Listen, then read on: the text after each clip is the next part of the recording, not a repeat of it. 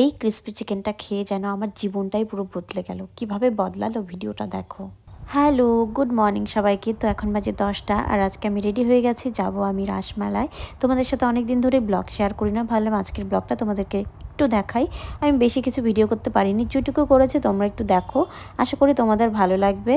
আর এমন একটা মেলায় যাচ্ছি যে মেলা আমাদের উত্তরবঙ্গের ঐতিহ্যবাহী মেলা, রাসমেলা।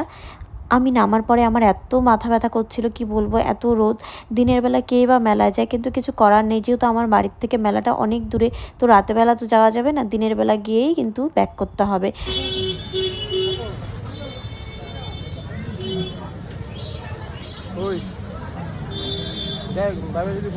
সবাই দেখো রাস ধরে ঘোরাচ্ছে, কিন্তু আমারও ঘোরাতে ইচ্ছে করছিল, কিন্তু ব্যাপার হচ্ছে আমার হাইটটা এতটাই শর্ট, নাগাল তো পাচ্ছি না, আর কেউ ছাড়ছেও না। তো তারপরে অনেক বহু কষ্টে একজন মনে হয় ছাড়লো, তারপরে আমি ঘোরানোর চেষ্টা করলাম। তাও দেখি আমি যেই ধরলাম অমনি সবাই ছেড়ে দিল। তারপরে তো আমি রাস ঘোরাতেই পাচ্ছি না, যেহেতু অনেকটা ভারী, আমার আর কোলাচ্ছেই না যে এটাকে আমি ঘোরাতে পারবো। তারপর দেখি তাও একজন এসে ধরলো, তারপর আমি কিছুটা ঘোরালাম।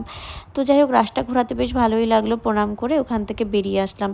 এই দিকে দেখো ছোট বড় সব স্টুডেন্টরা তাদের হাতের কাজ করেছে, এত সুন্দর এত সুন্দর, মানে তাদের মতো করে আমি জাস্ট দেখছিলাম ভালো করে যে হাতের কাজও এত সুন্দর হয়, বাপরে বাপ, নিখুঁত কাজ পুরো। আর দেখো রাসবিহারী মন্দিরে এত রোদ ভিড়, মানে আমার মাথা রীতিমতো ব্যথা করছিলাম যে কি করব, মানে আমার তখন কান্না পাচ্ছিল যে আমি কেন এসেছি মেলায়। মানে এত দূর জার্নি করার পরে না, মানে আমার শরীরটা আর দিচ্ছিলই না। তারপরে যাই হোক, আমরা চললাম একটু মেলার ভিতরের দিকগুলো দেখার জন্য।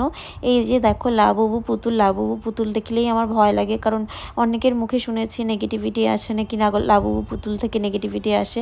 তো সেগুলো শুনে ভয় লাগছিল, আমি তো নেব না, আমি জাস্ট দেখছিলাম। 200 টাকা করে এক একটা লাবুবু, মানে এক একটা লাবুবু। এদিকে দেখো প্রচুর লাবুবু গাছেও ঝুলিয়ে রেখেছে ওরা লাবুবুগুলোকে। যাই হোক, বাচ্চারা দেখলে ভীষণ খুশি হয়, তবে আমার ভয় লাগে। তারপরে দেখো সোয়েটার টোয়েটারগুলো দেখছিলাম, এখানে সোয়েটার কোটের দামও অনেক কম। সোয়েটার কোটগুলোর দাম ছিল মাত্র 300 টাকা করে, কিন্তু আমি একটাও কিছু নেইনি, বিশ্বাস করো, এত দূরে গেছে মেলাতে, বাট আমি কিচ্ছু নেইনি।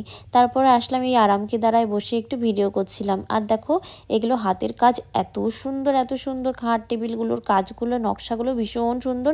সেগুলো দেখছিলাম আর দেখছিলাম কাশ্মীরের লোকগুলো বসে রয়েছে।